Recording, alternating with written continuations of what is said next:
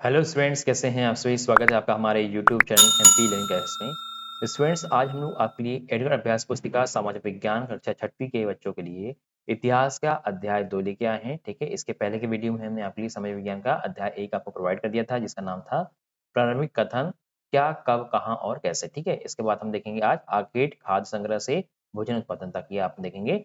तो अगर आपने पहला वीडियो नहीं देखा तो इस वीडियो के डिस्क्रिप्शन बॉक्स में जाकर लिंक के माध्यम से इसको आप देख सकते हैं। चलिए देखते हैं अध्याय 2 क्या दिया है, आर्किड खाद्य संग्रह से भोजन उत्पादन तक।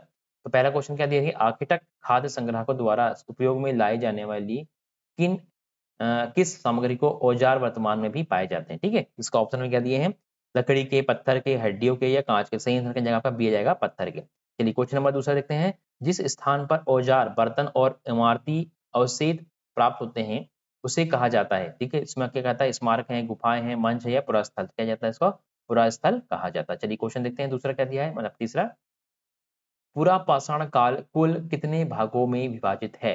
तो पूरा पाषाण काल देखिए ऑप्शन में 3, 4, 5, 2। तो पूरा पाषाण काल के कितने भागों में विभाजित है, आपका 3 भागों में विभाजित है। क्वेश्चन देखिए चौथा क्या दिया है, पुरातत्वीय स्थल बुर्ज होम कहाँ पर स्थित है। तो पूरा स्थित है, ऑप्शन दिया है, असम दिया है, कश्मीर दिया है, गुजरात और मध्य प्रदेश। तो क्या जाएगा सही आंसर आपका, इसका जाएगा सी, कश्मीर आ जाएगा। ठीक है, चलिए क्वेश्चन देखते हैं आपका 5th नंबर का, आखेटक खाद्य संग्राहक किसे कहा जाता है। ठीक है, तो उसका आंसर आप क्या लिखेंगे, जो लोग इस प्रकार या जो लोग इस उपमहाद्वीप में 20 लाख साल पहले रहा करते थे उन्हें आज आखेटक खाद्य संग्राहक कहा जाता है। भोजन का इंतजाम करने की विधि के आधार पर उन्हें इस नाम से पुकारा जाता है। इस तरह से आपका क्वेश्चन नंबर 5 का आप आंसर लिख देंगे। चलिए क्वेश्चन देखते हैं 6 क्या दिया है, आरंभिक मानव पत्थरों, लकड़ियों और हड्डियों के औजारों का उपयोग किस किस कार्यों में करते थे। ठीक है, तो आरंभिक जो मानव थे, मतलब जो आदि मानव थे, वो क्या करते थे, पत्थरों, लकड़ियों और हड्डियों के औजारों का उपयोग क्या करते थे, फल फूल काटने, मांस काटने तथा पेड़ों की छाल और जानवरों का की खाद उतारने के लिए करते थे। ठीक है, ये आपका आंसर हो जाएगा इसका क्वेश्चन का। ठीक है, चलिए क्वेश्चन नंबर 7 देखते हैं क्या दिया है, आरंभिक मानव धीरे धीरे किस प्रकार पशुपालन बन गए। ठीक है, जो आरंभिक मानव थे, मतलब जो आदि मानव थे, वो धीरे धीरे किस प्रकार से पशुपालक बन गए। तो इसका आंसर लिखेंगे, आरंभिक मानव अपने घरों के आसपास चारा रखकर जानवरों को आकर्षित कर उन्हें पालतू बनाया। ठीक है, बनाया होगा, है ना।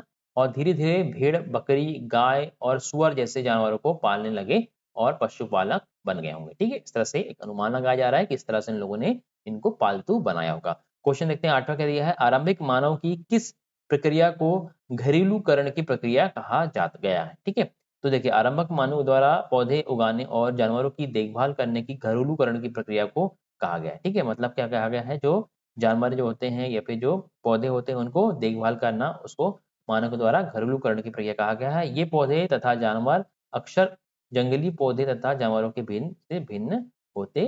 ठीक है, चलिए क्वेश्चन देखते हैं 9 क्या दिया है, जहां औजार, बर्तन और इमारतों जैसी वस्तुओं की अवशेष पाए गए उस स्थान को क्या कहा जाता है। तो हमने देखा था पहली क्वेश्चन में, ऑब्जेक्टिव क्वेश्चन में क्या कहा जाता है, उसको पुरास्थल कहा जाता है। इसका आंसर आप कैसे लिखेंगे, जहां औजार, बर्तन, इमारतों जैसी वस्तुओं के अवशेष हमें पाए जाते हैं या मिलते हैं उस स्थान को क्या कहते हैं, पुरास्थल कहते हैं। ठीक है, यह कहा जाता है।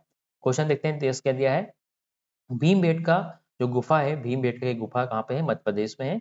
तो भीमबेटका का मध्य प्रदेश से किस जिले में स्थित है, यह ऐतिहासिक दृष्टि से क्यों प्रसिद्ध है। ठीक है, ये ऐतिहासिक दृष्टि से प्रसिद्ध क्यों है ये आपको बताना है। तो भीमबेटका मध्य प्रदेश के रायसेन जिले में स्थित है। ठीक है, यह एक पुरा पाषाणिक आवासीय पुरास्थल है। यह आदि मानव द्वारा बनाए गए शैल चित्रों और शिलाश्रयों के लिए प्रसिद्ध है। ठीक है, वहां पे जो गुफा है वहां पे आदि मानव के द्वारा क्या बनाया गया है, बहुत सारे शैल चित्र, मतलब जो पुराने जमाने के जो चित्र होते हैं वो बना है, वो भी वहां पे अंकित है। ठीक है, इसलिए महत्वपूर्ण है।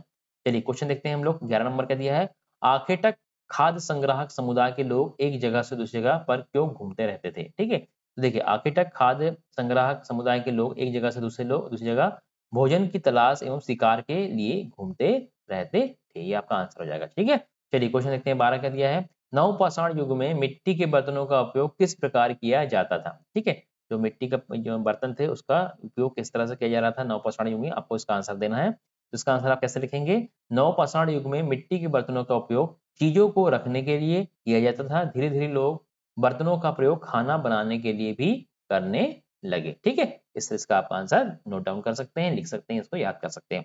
चलिए क्वेश्चन नंबर 13 देखते हैं क्या दिया है। क्वेश्चन नंबर 13, मेहरगढ़ के बारे में 8 से 10 वाक्यों के विवरण दीजिए। ठीक है, जो मेहरगढ़ एक इलाका है या जगह है उसके बारे में आपको बताना है। तो मेहरगढ़ कहाँ पे है भैया? मेहरगढ़ जो है ईरान जाने वाले सबसे महत्वपूर्ण रास्ते बोलन दर्रे के पास एक हरा भरा समतल स्थान है।